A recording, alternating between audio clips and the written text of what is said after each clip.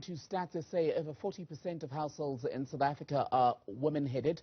Statistically speaking, female-headed households are poorer than households led by men.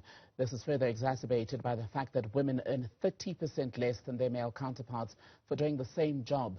To talk more about the gender wage gap in South Africa, I'm joined by NUMSA's second Deputy President, Ruth Ntlokotse, who's joining us, I believe, from Johannesburg. Ruth, good to have you on Newsfeed PM. Welcome. So, what are you noticing in the industries where you work as far as the gender pay gap? Thank you very much, Tembegile, and good afternoon, and thank you for having us.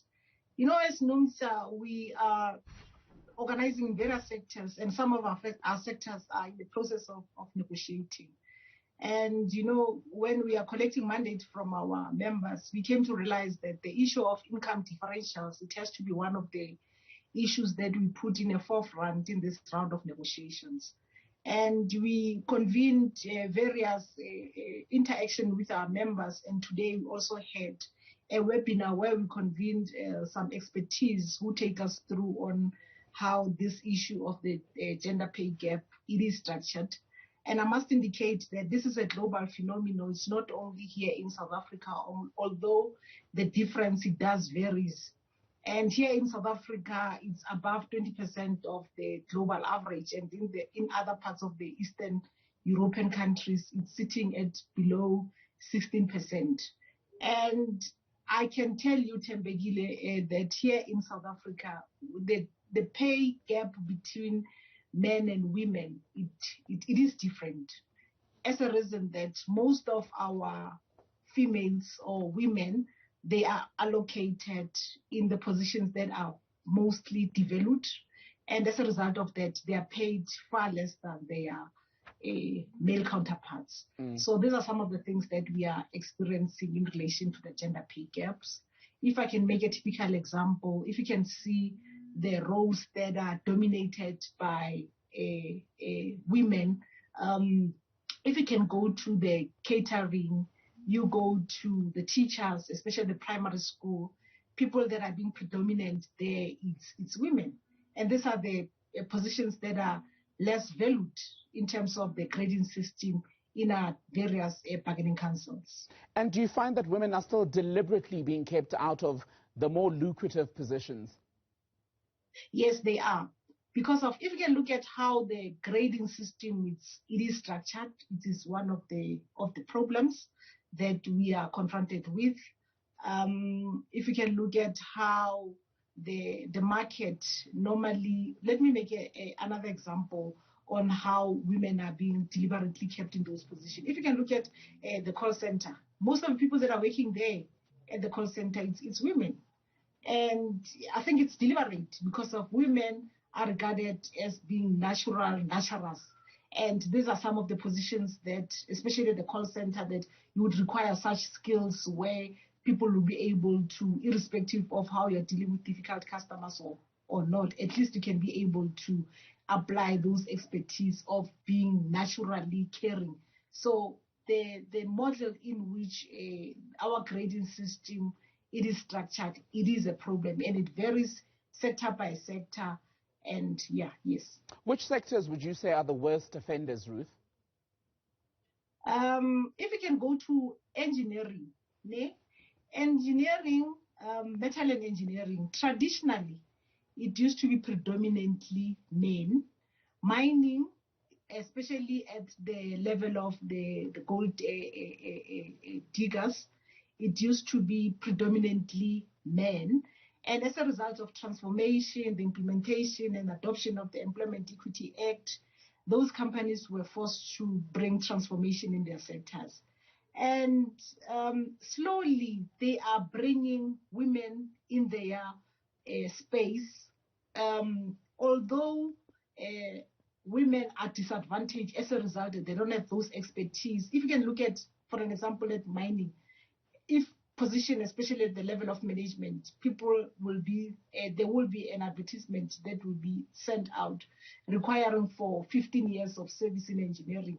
I mean, it's obvious that people that they will be looking for, it's men, Because in the past, these are some of the positions or even the careers that were not women are not allowed to study or even work in those categories. So as a result of that, women are kept to the most exploited and abused position in our various workplaces. So there's been a lot of research since the onset of the pandemic in 2020 that's found that women, when you look across the board, have suffered the worst of the pandemic.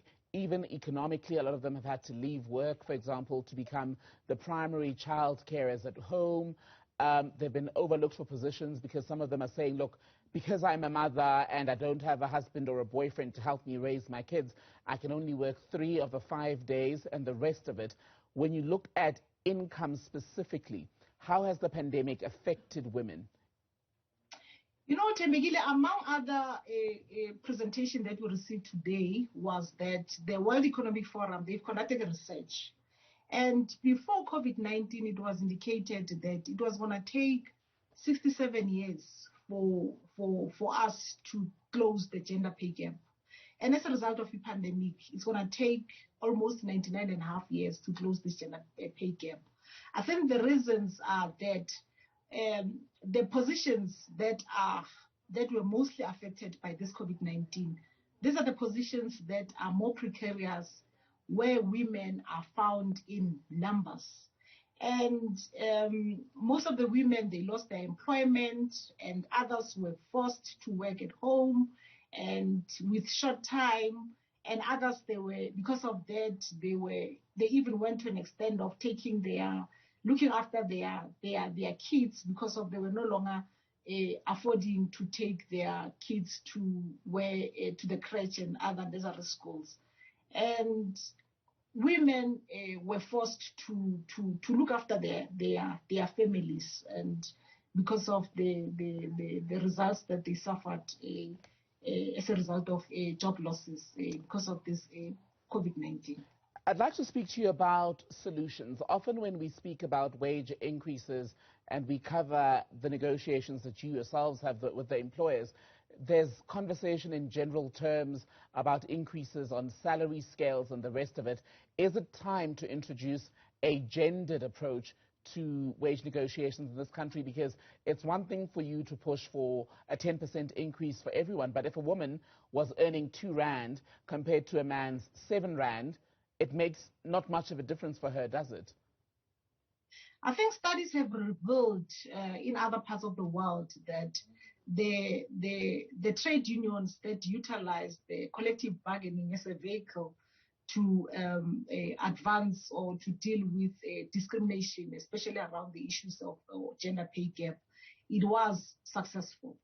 Among other mechanisms that they've applied, it's transparency in relation to salaries. And we know here in South Africa that the Labour Relations Act is prohibiting that you can know how much your counterpart is earning, and that on its own, it actually creates a situation where employers will do as they wish. That's first part. And then another part, we do have employment equity, and we do have Section 21, Section 27 of the employment equity that are compelling the employers to be a bit transparent, especially when it comes to the wage differentials, and they are also forcing them that they need to come up with measures in terms of closing those gaps. But in an absence of trade unions being represented by shop steward at that level, it becomes difficult for the union to advance that. But from the NUMSA side, what we normally do, we are taking our shop steward, because of this our representative at the factory level, we are taking them to various trainings so that they can be able to understand what is the expectation, how best they can be able to advance, utilizing the mechanisms that are there to ensure that we close the gender pay gap. NUMSA Second Deputy President Ruth Ntlokotse, good to speak to you, ma'am. Thank you so much, Tembegile.